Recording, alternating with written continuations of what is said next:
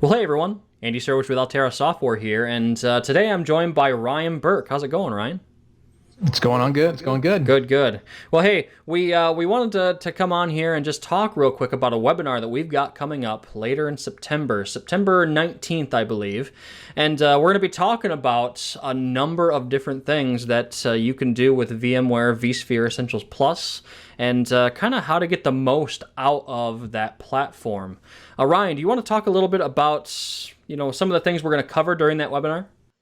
Yeah, sure. So, kind of one of the things that I was thinking about focusing it on, we've got about 5 different tools that we're going to get into. Kind of a little more of a deep dive, but just fine tuning high availability. That's one of the features that a lot of people purchase Essentials Plus for. They want to be able to get failover, but they don't know necessarily how to configure it or what they do is they take the basics. They just enable it, but they don't get into the higher end kind of advanced configuration. So we'll talk about getting the most out of HA.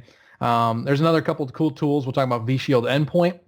We'll talk about VMware Converter. So we'll get into those tools, getting why you'd want to use those, what those get you, some of the advanced things there. Update Manager is another tool that I see a lot of people who are they're just not taking advantage of it, and it's a tool that comes with vCenter.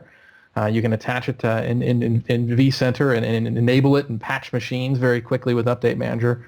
And then one of the things that I really want to spend some time on in the chat was the resource pools. So we're going to go through ultimately how to fix reservations, how to troubleshoot reservations.